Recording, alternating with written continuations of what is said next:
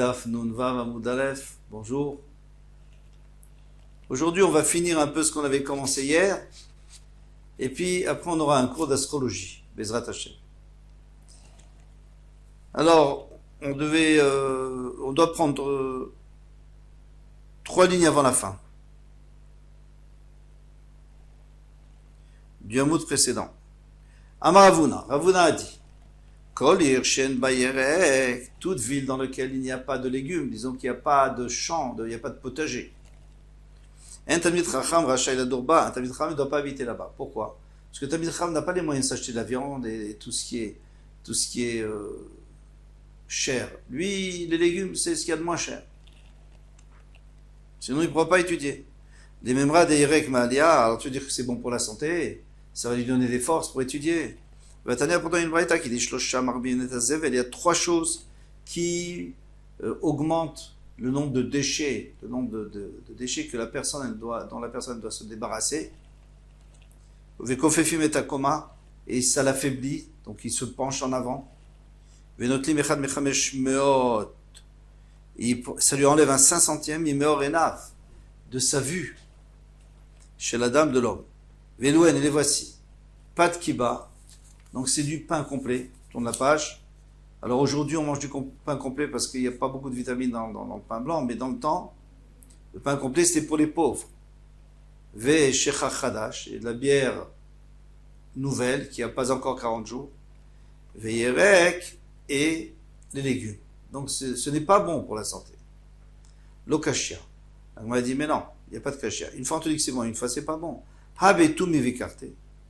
Ça dépend si c'est des oignons et des poireaux. Habishari yereke. Ou alors les autres. Alors lesquels sont bons, lesquels sont mauvais. Et Rashi il apporte au nom de ses maîtres que tous les autres sont bons, sauf les oignons et les poireaux. Mais lui il dit le contraire. Alors c'est difficile à comprendre, parce que on fera les deux pshatim, c'est pas un problème, parce que les oignons, c'est pas l'idéal. Kedetania, comme une braïta qui dit Shum Yerek, Shum c'est un Yerek. Alors, ce dépend d'après le pshat de Rashi, c'est un Yerek, c'est bon. Et d'après le pshat de Serabotav, de ses maîtres, ce n'est pas bon. Krishin Chatsi Yerek. Le poireau, c'est moitié bon, moitié pas bon. Alors, ça va aussi d'après les deux pshatim. Pourquoi? Parce que c'est bon, c'est mauvais pour les yeux et c'est bon pour les intestins. Maintenant, on passe à autre chose. Nire tsenon, nire samchaim. Si tu vois du navet, eh bien, tu vois aussi l'exir de la vie.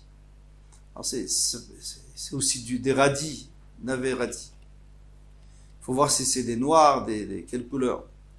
Vatania, et pourtant une braïta qui dit nire tsenon, si tu vois, c'est-à-dire si tu vois un endroit où il y a du radis,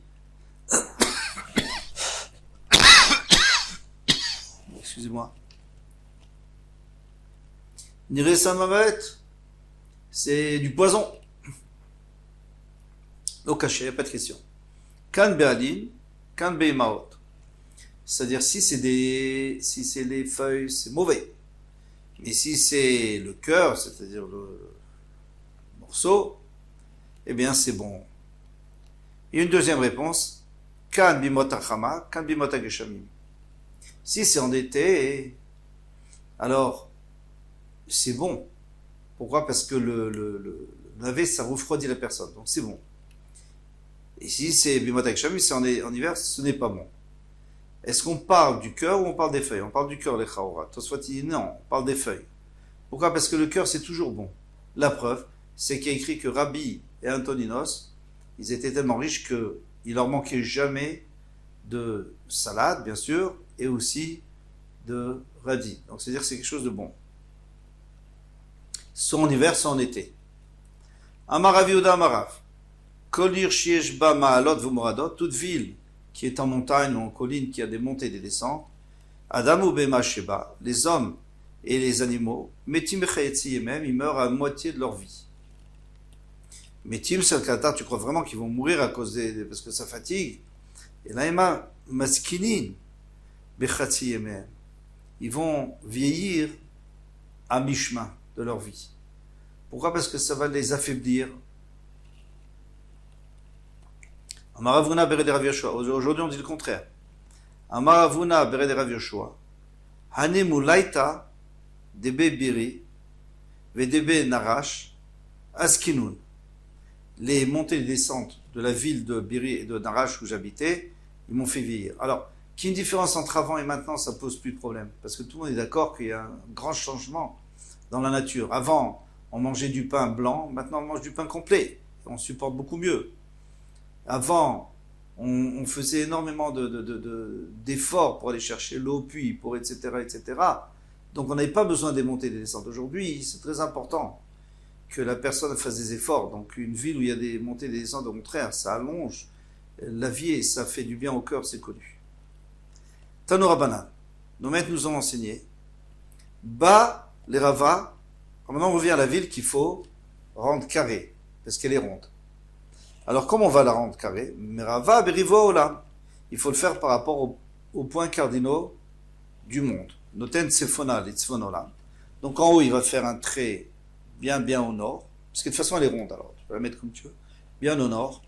Vedroma lidrom olam. Et en bas, ça va être au sud. Et sur les côtés, bon, à l'est et à l'ouest. Vesimaner. Mais maintenant, si tu ne sais pas où est le nord, eh bien, regarde les constellations. Egla. Betsafon, la constellation du taureau, elle est toujours au nord. Veakraf, et la constellation du scorpion, elle est Bédarom, toujours au sud. Alors, c'est un peu compliqué, parce qu'il faut que ça soit la nuit, il faut qu'on voit bien, etc. Rabbi Yossi Omer, Imeno Yodel le Rava, Beribo Olam. Maintenant, s'il ne sait pas, il ne connaît pas ces directions-là, il n'arrive pas à reconnaître les constellations, donc c'est la majorité des gens, eh bien, Merava Keminat Kufa. Il a qu'à se baser sur le soleil. Alors attention, mais le soleil n'est pas toujours au même endroit. Ketzad, comment? Chama yotsa beyom aroch veshokat beyom aroch. On va prendre un jour très long, de plein été. Eh bien, Zeu pnet safon, quand il s'est levé au nord-est. Chama yotsa, oui, il se lève au nord-est et il se couche au nord-ouest. Parce que comme il fait un long tour, donc il se lève au nord-est, et il va jusqu'au sud, il fait tout le sud, et il revient à l'ouest, et il se couche tard le soir. Et pendant la nuit, il a juste le temps de faire le nord. L'autre côté de l'hémisphère sud, et il revient. Maintenant,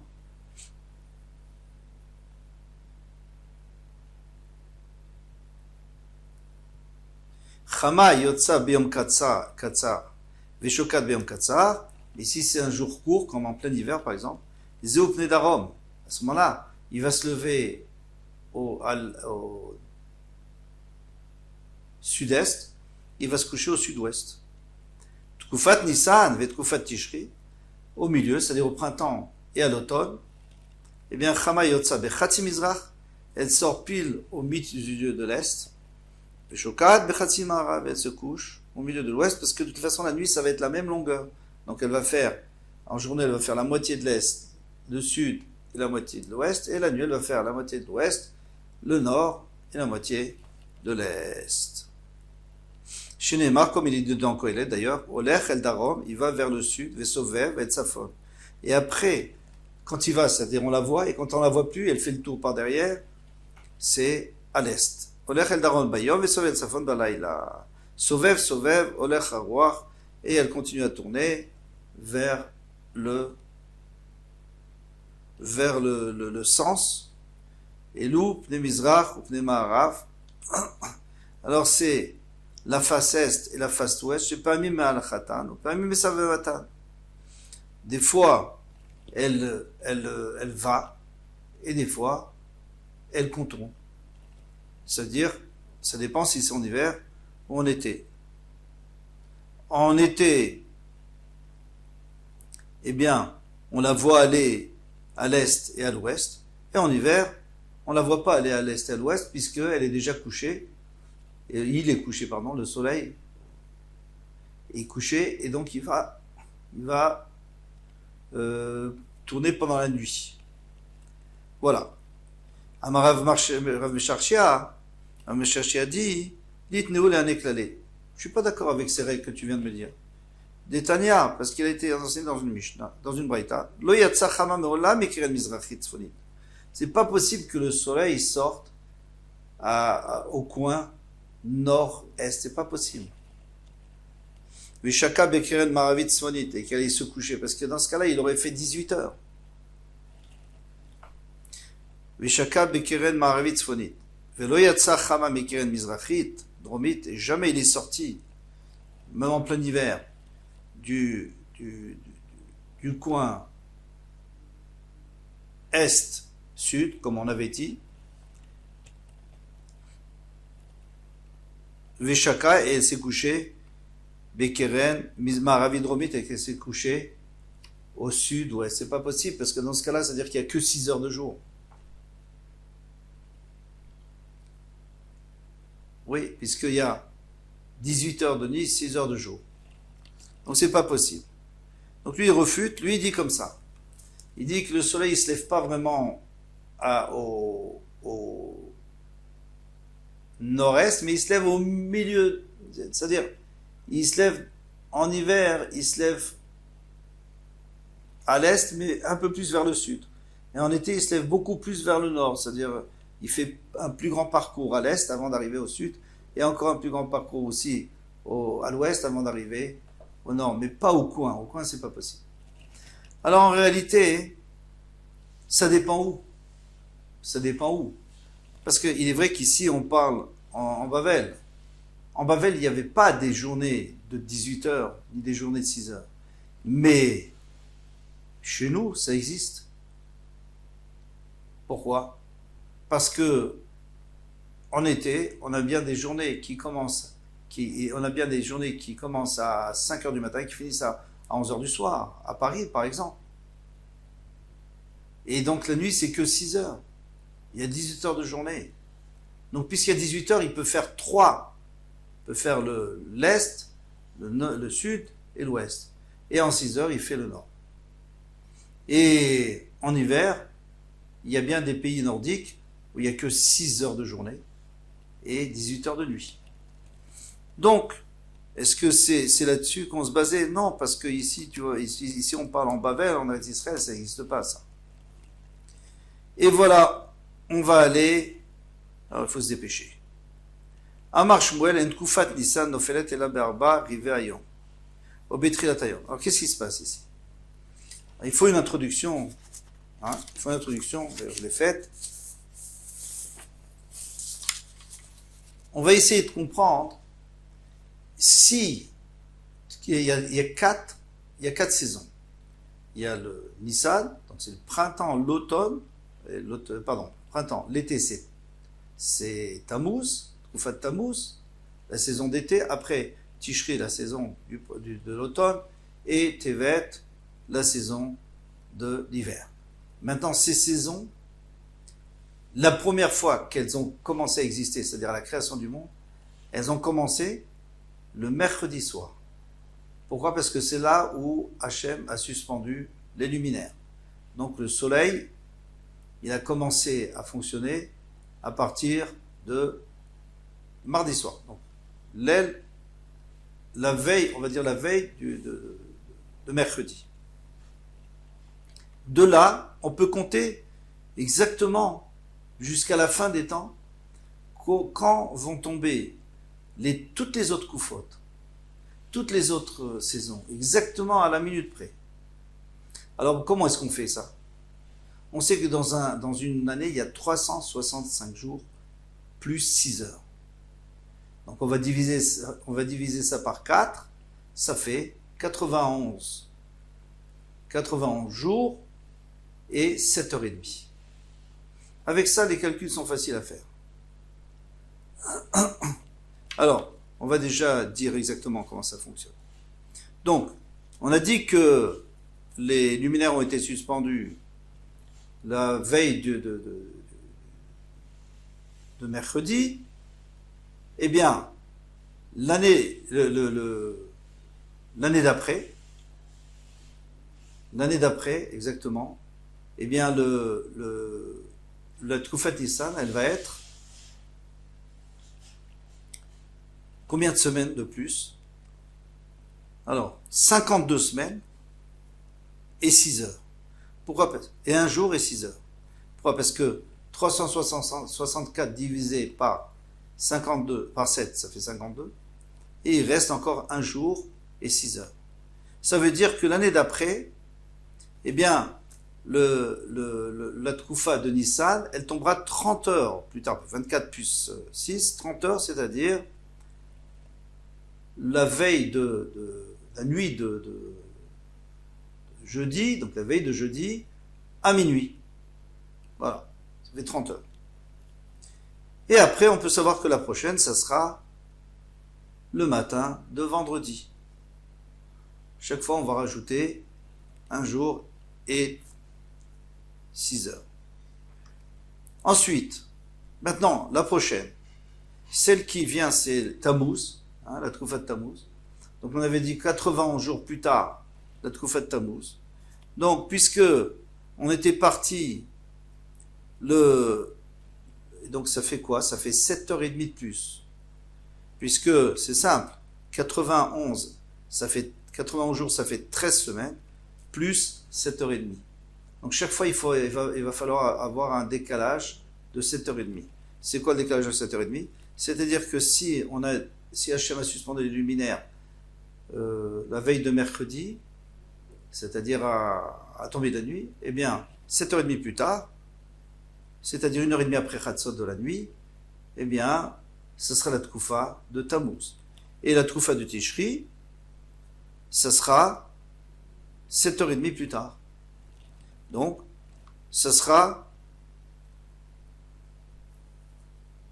à 3 heures du mercredi. Quand je dis le mercredi matin, donc à partir de Tachakra, à 3 heures. Pourquoi? Parce que 7h30, on était arrivé à 1h30 du matin. Et là-dessus, il faut rajouter 7h30. Donc, on arrive à 9h du matin, c'est-à-dire à 3 heures. Parce qu'on compte toujours les heures par rapport à la Tachakra ou au Netz et par rapport à la tombée de la nuit. Et après, la prochaine, ça sera à la 9e heure.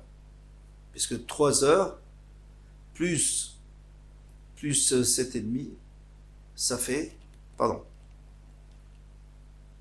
Non.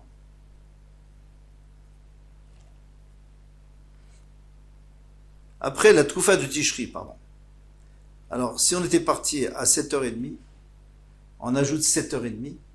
Donc 7h30, ça fait 15 heures. Et comme il n'y a que 12 heures dans la journée, ça fera la 3e heure de la prochaine journée ou de la prochaine nuit. Et après, la Tkoufa de Tevet, elle sera, si on était parti à la 9e heure, il faut rajouter 7h30. Donc 9h et 7h30, il faut enlever 3 heures parce que pour arriver à 12 heures, donc il reste 4h30. Donc ça sera à la 4h30 de la nouvelle journée ou de la nouvelle nuit. Et si on était parti de 3 heures du matin ou de l'après-midi, eh bien à ce moment-là, on arriverait à 10h30, puisque 3 heures plus 7h30, ça fait 10h30. Avec ça, on peut comprendre la Gemara. Alors, rapidement. Amar Shmuel, en Tkufat Nissan nofelet ela be'arba rive ayom. La Tkufat Nissan, elle tombe toujours ou à minuit, ou au début de la journée, ou à midi, ou au début de la nuit. C'est normal, puisque la première fois, c'était au début de la journée, c'était au début de la nuit, qu'Hachem a suspendu le luminaire. Donc chaque fois, on va rajouter 6 heures.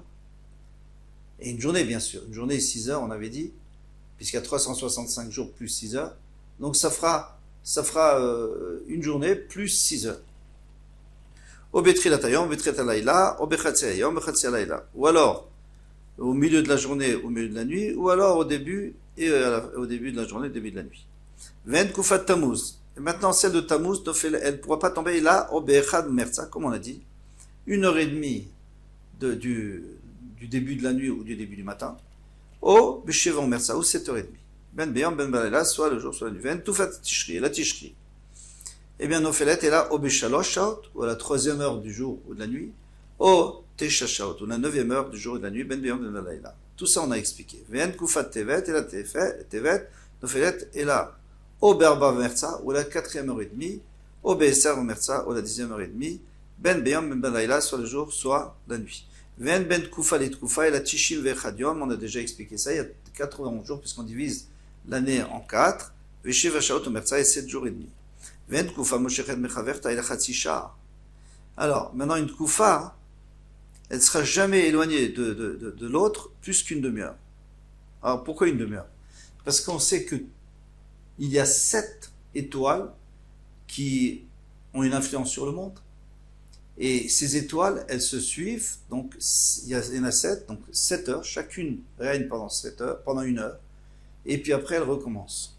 Alors l'ordre c'est comme ça, il y a le Kochav, les Vana, Shavtai, Tzedek, Maadim, Chama, Noga.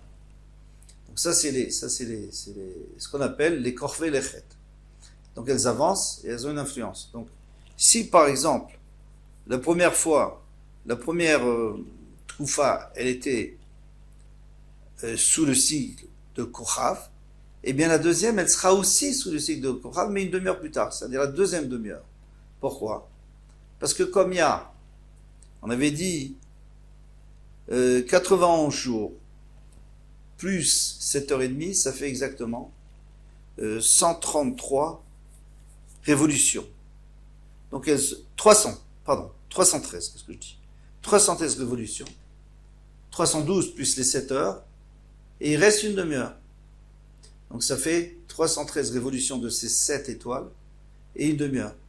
Et puis après la prochaine Tkufa, ça sera plus dans Kochav, ça sera dans les Vana, la première demi-heure. Et la prochaine, ça sera dans les Vana, la deuxième demi-heure, et Shavtai, etc. V'amar Shmuel, et Rav Shmuel a dit, En lecha Tkufa Nisan shenofel betzedek, shena meshaberet et ha'ilanot. Il dit, si la Tkufat Nissan, donc c'est-à-dire le début de la saison de Nissan, tombe Betzedek, au moment où c'est le Tzedek, donc l'étoile Tzedek qui régit le monde, eh bien, il va y avoir tellement de vent que ça va briser les arbres. Venecha Tkufat Tevet, et si c'est l'hiver qui tombe, chez Nofel Betzedek, sous le cycle de Tzedek, chez Nam, il y a Veshet et Azrem, il va faire chaud, et ça va dessécher les plantes. Mais à condition, Levana, mais à condition que le molad, c'est-à-dire, vous savez, lorsque la nouvelle lune, au Balevana, il faut que le molad y soit, ou alors pendant l'heure de la Levana, au Betzedek, ou alors Betzedek. Mais s'il n'y a pas toutes ces conditions, alors il n'y aura pas de problème. Et avec ça, je vous laisse réviser parce que franchement, c'était pas évident. Kol Touf, à bientôt.